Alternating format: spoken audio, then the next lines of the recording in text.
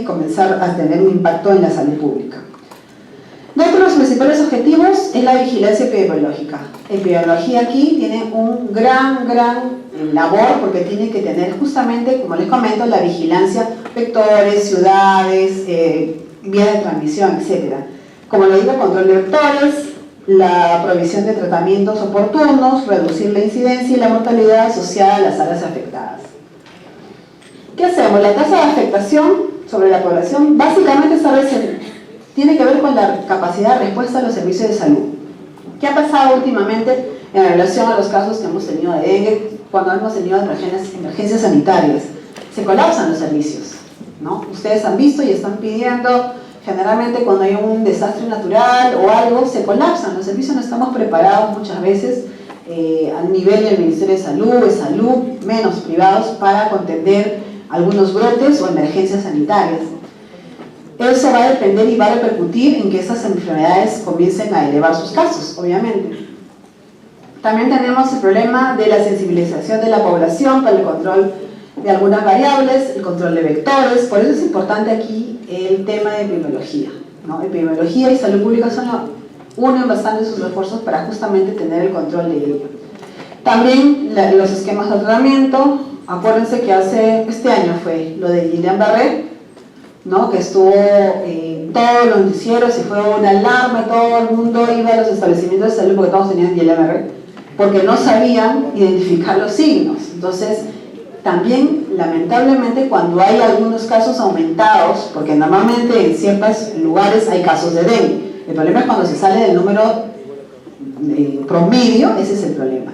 Y en la situación de las alarmas también es importante de controlar respecto a salud pública. Vuelvo a repetir lo que pasó con los casos de Guillain-Barré. Todos los establecimientos de salud de la zona estaban colapsados porque la gente quería descartar si tenía o no tenía Guillain-Barré, teniendo o no teniendo síntomas, ¿no? Porque lamentablemente la información no llega oportunamente, no es concreta, no es precisa y obviamente tenemos una población alarmada. ¿Qué tenemos como población, como enfermedades metaxénicas? Ya saben, he repetido el dengue, tenemos chikungunya, zika, malaria, leishmaniasis, enfermedad de Carrión, enfermedad de Chagas. Ustedes ya esto lo han podido estudiar, ya lo saben, yo no les voy a hablar que el mosquito, el Aedes, no. La idea aquí es básicamente el impacto que tengan esas enfermedades. Sabemos que para todas esas enfermedades el Ministerio de Salud tiene normas técnicas, guías de práctica clínica. Ustedes van, emplean guía de práctica clínica para los pacientes con dengue grave, etc. y sale todo. ¿Por qué? Porque la idea es justamente informar a la población, porque esos son de acceso universal, informar a la población, a los profesionales de salud, sobre los casos, las definiciones operacionales, los tratamientos básicos y cuándo o no derivar a tu paciente. Eso es lo importante.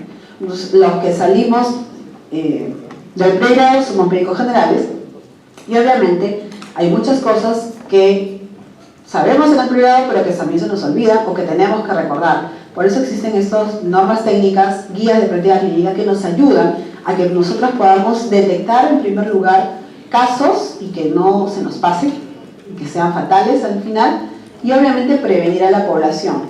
Eso es importante saber. El dengue, chikungunya y zika, y ustedes saben, se ha comentado bastante a nivel de nuestro país en los últimos 3-4 años, por las consecuencias que pueda tener, la probabilidad de mortalidad, en el caso de zika por la malformación congénita, la microcefalia es un alto porcentaje si es que hubiera contagio, y a veces cuando incluso nace un niño con microcefalia lo primero que van a hacer es descartar zika, ¿no? Ahora. Y también tener en cuenta algo importante, nuestra población es migrante, nos movemos mucho, la gente sale de viaje a cada rato, todo el mundo se mueve. Hace 2 días se ha detectado dengue positivo en Villa El Salvador. Paciente de Jamaica, por ejemplo. Un paciente que venía a Jamaica y de dengue, ya está hospitalizado, pero menos mal fue dengue sin signos de alarma, pero sí es dengue. Y nosotros sabemos que en el caso de dengue tenemos escenarios, y eso lo saben por epidemiología, ¿verdad? Escenario 1, 2 y 3. El escenario 1 es el que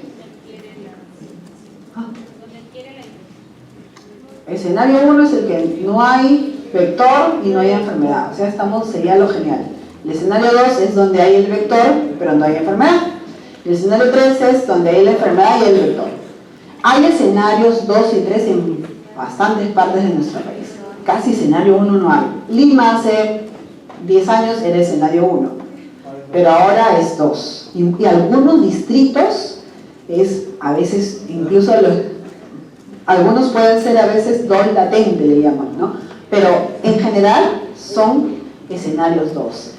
La migración, la gente viaja bastante, etcétera, y eso hace que podamos tener. Vuelvo a repetir, hace 2 días fue caso positivo de dengue en El Salvador, paciente de Jamaica, pero es dengue. Entonces, si nosotros tenemos en esa zona de Villa El Salvador, en ese distrito, en esa manzana, tenemos al vector, puede haber otros casos de dengue. Por eso que ahí el establecimiento de salud, epidemiología de la zona, lo que hace es el cerco epidemiológico, que ustedes ya lo saben, con algunas enfermedades de notificación, como por ejemplo sarampión, polio, dengue. Se hace toda esa investigación, porque la idea es que la gente no se enferme, entonces por eso se actúa. Esos son impactos, ¿verdad?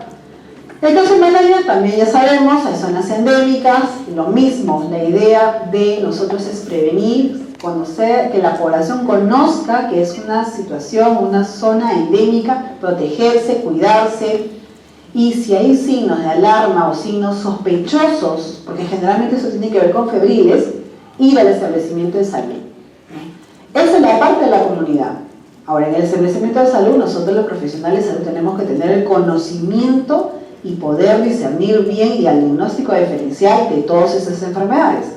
Porque si viene el paciente, no le pregunté nada, venía del Caribe o venía con fiebre de zona endémica, y yo le doy paracetamol o le doy cualquier otra cosa, ibuprofeno, por ejemplo, y no le pregunto nada, probablemente sea un caso probable si es que no hago una buena anamnesis, una buena historia clínica, y lo mando a su casa.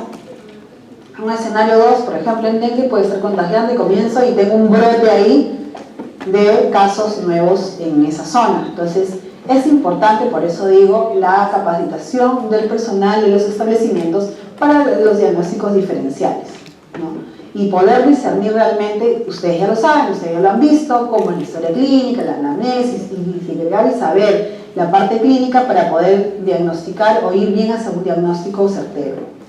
La leishmaniasis, lo mismo, nosotros tenemos también zonas donde encontramos leishmaniasis, la enfermedad de Carrión o verruga peruana y la enfermedad de Chagas también.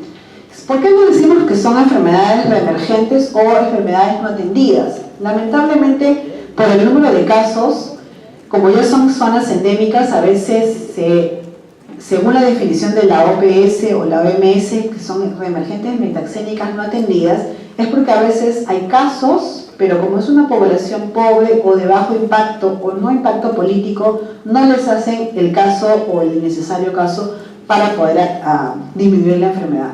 De eso se tratan las políticas a nivel nacional e internacional, sobre todo en Latinoamérica.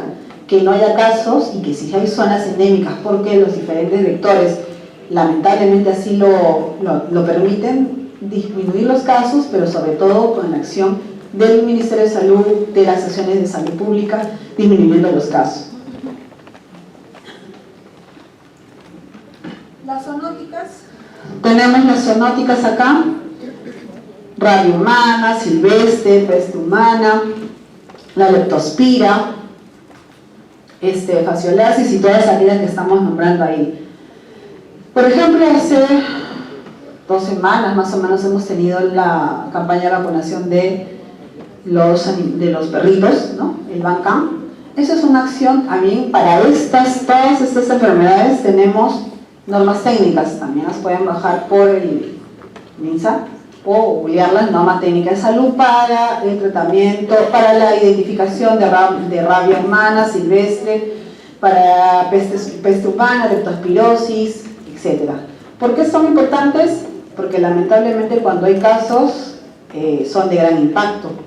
Tenemos rabia silvestre en Puno, en Cusco, y Abancay, si me equivoco, y en Loreto. Generalmente son casos que se van controlando cada cierto tiempo, pero El problema es cuando hay rabia humana. Como ustedes saben que eso es una complicación mayor, generalmente es muerte, y esos son los casos de impacto. El problema es la que se transmita. Entonces, por eso es importante que esas enfermedades no salgan más allá de sus casos o disminuir los casos a cero. Eso es lo importante. En relación a leptospira, lo mismo. Tenemos también normas técnicas, guías de práctica clínica que pueden ayudar a mejorar o disminuir los casos. Por ejemplo, acá vemos las enfermedades metaxémicas que tienen que ver en las regiones endémicas priorizadas desde 2002 al 2016. Dengue, en verde esmeralda podríamos decirlo, malaria, generalmente son las mismas zonas, leishmaniasis y chagas, lo podemos ver que generalmente, vuelvo a repetir, son zonas endémicas. Siempre encontramos casos ahí. El problema es cuando los casos, que son promedio, aumentan. Se aumentan ¿por qué? Es cuando ahí interviene epidemiología, el ministerio, a través de la Dirección de Salud Pública, para ver cuál es el motivo, por qué están surgiendo más, porque generalmente tienen los vectores en la zona, qué ha pasado, por qué están aumentando. En las enfermedades zoonóticas tenemos también, según regiones, las regiones endémicas priorizadas del 2002 al 2016. Tenemos en la zona norte del país peste humana, ofidismo, tenemos cisticercosis, carbunco, rabia humana y rabia silvestre. Si bien es cierto, hasta el año pasado había aumentado un poco los casos de rabia humana en zona Puno y Cusco, fueron controlados. Acuérdense que hay mucho personal de las Fuerzas Armadas que se inserta en la selva de nuestro país por acciones contraterroristas, etc. Y en algunas zonas hay rabia silvestre y son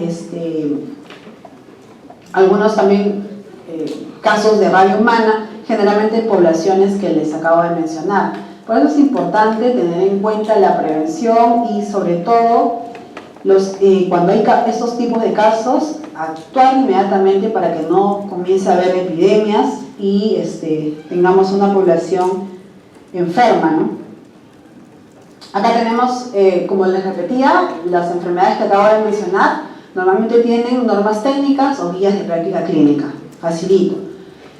En estas guías de práctica clínica vienen por definiciones, objetivos específicos, definición de casos, porque ustedes, como han llevado epidemiología, saben la definición de caso probable, brote, ¿no? Son casos importantes, son definiciones importantes, porque muchos de ellos son de notificación inmediata. O sea, ya saben que las enfermedades de notificación inmediata, para eso se llama notificación inmediata, son de alerta nacional. O sea, tienen que ser notificadas por las acciones que se tienen que tomar y porque evitar que comiencen a haber más casos de esos y tener un brote.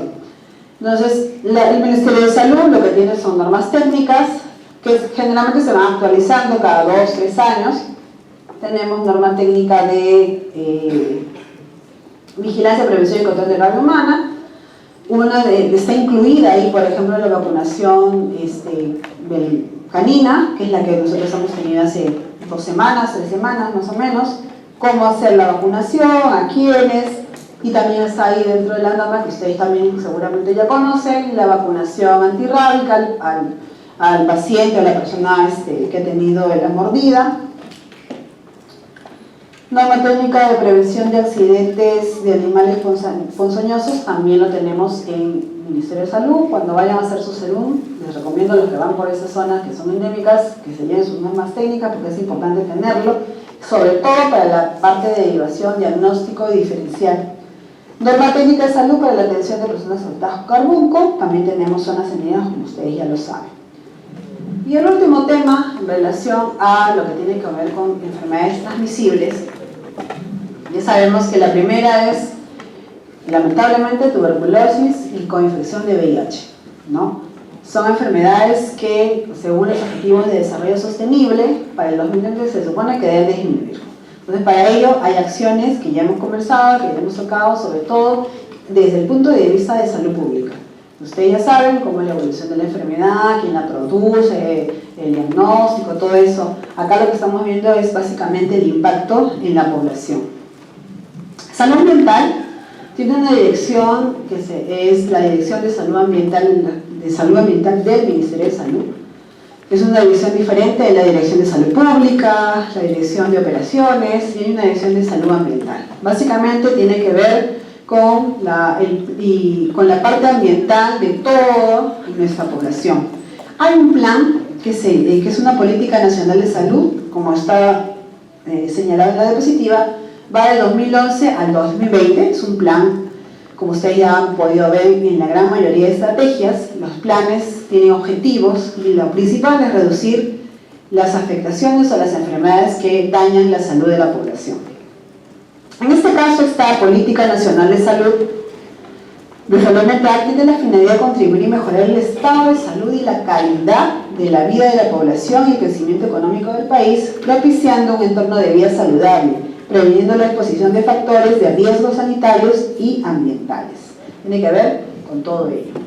Para el 2006, la OMS reportó 112 enfermedades en los grupos de enfermedades y lamentablemente la gran mayoría tienen esta doble fuente, transmisibles y tienen ocasionadas por situaciones ambientales. Uno de ellos, dentro de las políticas, toca el agua para consumo y recursos hídricos. Sabemos que nuestro país todavía no tiene el manejo del agua adecuado en algunas ciudades o provincias, e incluso tenemos lamentablemente agua escasa en muchos lugares de Lima, y ya se imaginan en el interior del país. Todavía, si bien es cierto, hay políticas de salud ambiental para mejorar el agua como consumo, pero todavía no se llega a tener acciones concretas para tener agua para todos, ¿no? El consumo de agua es un factor importante, sobre todo en la población. Sin agua, lamentablemente tenemos deficiencia en la salubridad, ¿verdad? Uno. Dos, ya saben que lo primero que nosotros, a través de personal de salud, médico, enfermera, obstetriz, nutricionista, todo, siempre debe de prevenir las enfermedades a través del lavado de manos, que es lo más sencillo que tiene la población. Lamentablemente, nuestro país todavía tiene bajas tasas de cobertura en relación a agua, desagüe, recursos hídricos, todavía están en camino. Esperemos que esto mejore con el tiempo. Otro punto importante es la contaminación de aire. Nosotros, según el ENDES, del 2000 alrededor del 87% de los hogares rurales y el 11% de los urbanos queman todavía combustible tradicional como madera, carbón, vegetales, derivados del carbón, estiércol para satisfacer las necesidades domésticas. Todavía, ¿no? Sabemos también que son conductas que deben de ser mejoradas y aprendidas para que podamos contribuir con la mejora del ambiente. Ya sabemos, y eso ustedes también lo saben en relación a la parte del transporte, si bien es cierto, el mercado automotor ha mejorado bastante en los últimos años, lamentablemente todavía tenemos contaminación y más contaminación en algunos casos, en algunas ciudades y en algunos lugares. La inocuidad de los alimentos es el tercer punto que toca la política de salud ambiental y tiene que ver básicamente que a nivel mundial el 33% de las enfermedades transmisibles son ocasionadas por el consumo de alimentos contaminados. Y eso es un problema bien grave, sobre todo en nuestro país. Hay muchos lugares donde no tienen registros, los productos no tienen registro sanitario o no tienen las condiciones sanitarias adecuadas para expender alimentos. Y lo vemos cada cierto tiempo en los programas de televisión, en los noticieros, que cada cierto tiempo las municipalidades hacen registros de chifas, pollerías, restaurantes, y encontramos de verdad horrores en los cuales esa comida, vamos todos a comer ahí, ¿no? Y nos sentamos y después nos damos cuenta que habían roedores, cucarachas y todo lo que nos podemos imaginar, pero frente al público en general está bien bonito, bien limpio y todo, pero pasa en la cocina y es un desastre.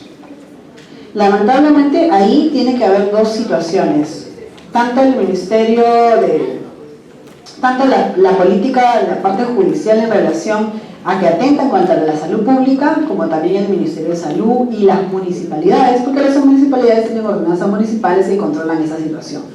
¿Quién le da autorización a ese establecimiento para expender alimentos sin la adecuada higiene? ¿No?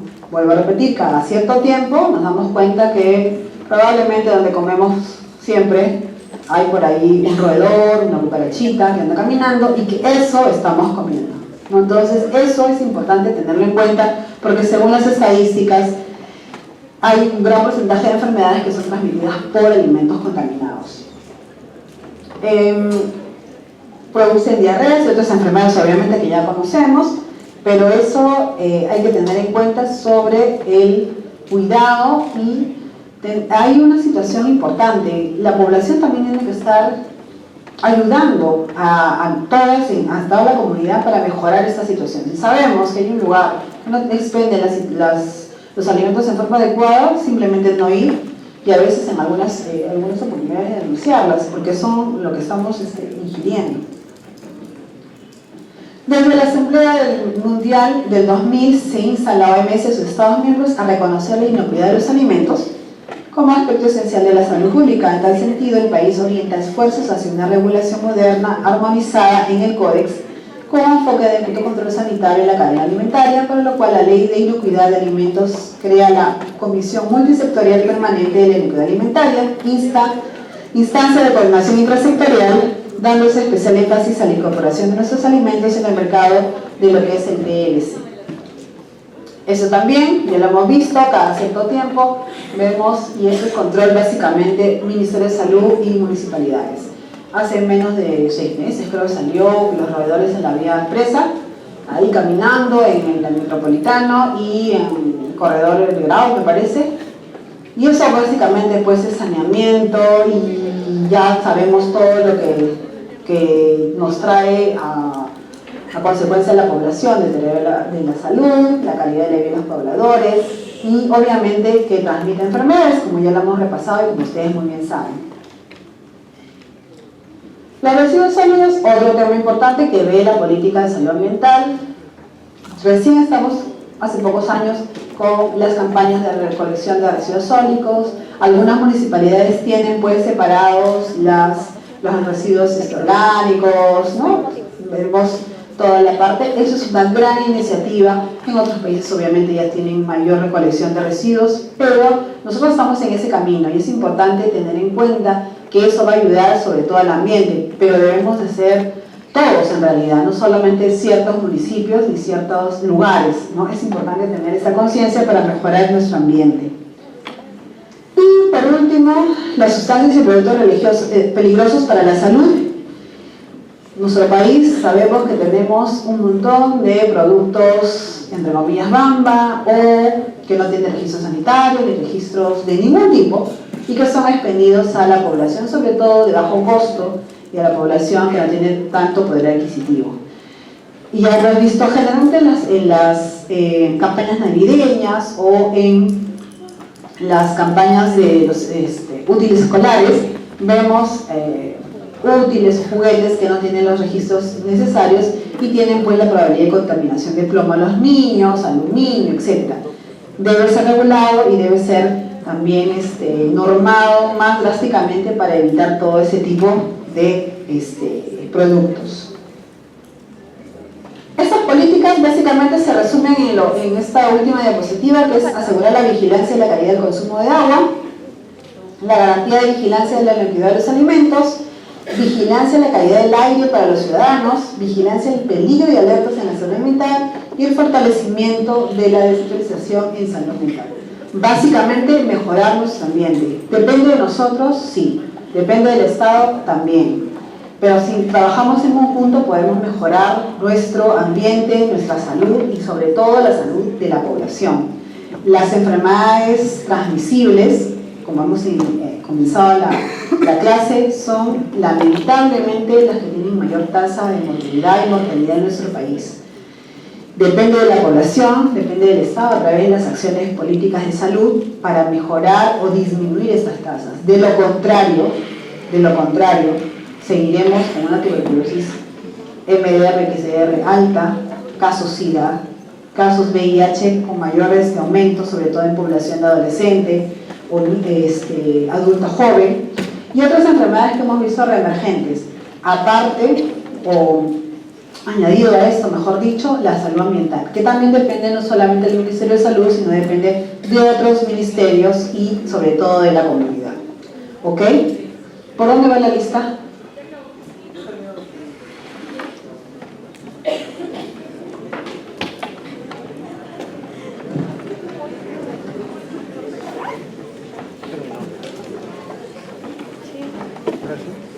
Sí, espérate, ahorita voy a copiar y vengo y ya. ¿Qué hora es? ¿Qué hora es, Alexis? Ya, está bien, te lo voy a pasar. Voy y vengo, pero no hay que copiar. No voy a copiar los ahí porque están bajo. Ya, te lo voy a pasar, te lo voy a pasar. A ver, antes de terminar, voy a cumplir con el encargo del doctor Díaz. No, yo voy a Alexis. Tranquilo, te lo voy a pasar.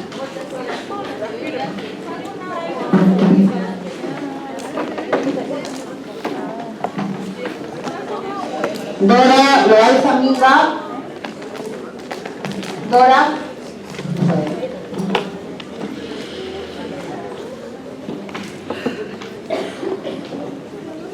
Morales Wendy. ¿Vale? Wendy Morales.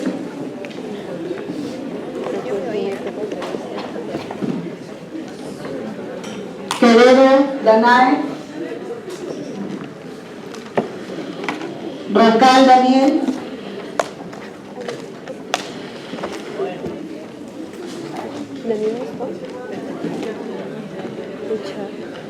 Collazos Billy.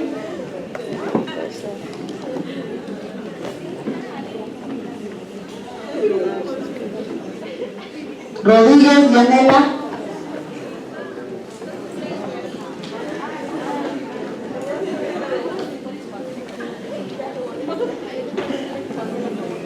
Vega Camila. Pino. Morales Kevin.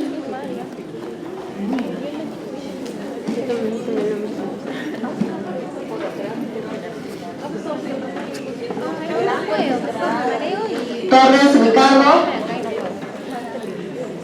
Torres Ricardo.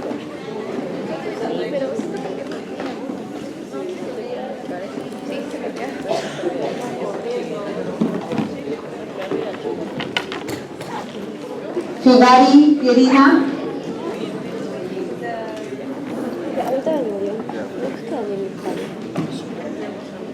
Velázquez Milena.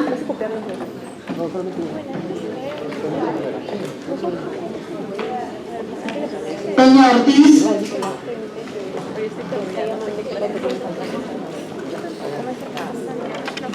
González Jocelyn Inda.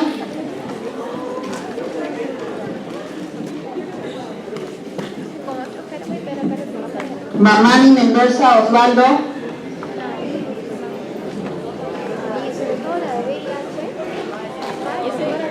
Veracruz Milagros. Abad García. Montero Julio.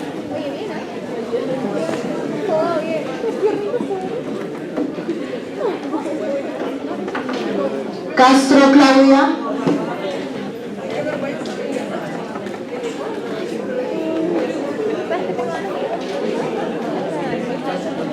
Tinoco Joseph.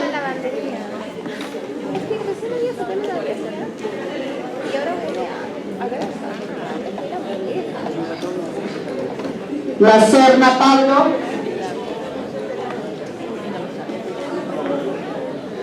Tamayo Álvaro. Ok, gracias.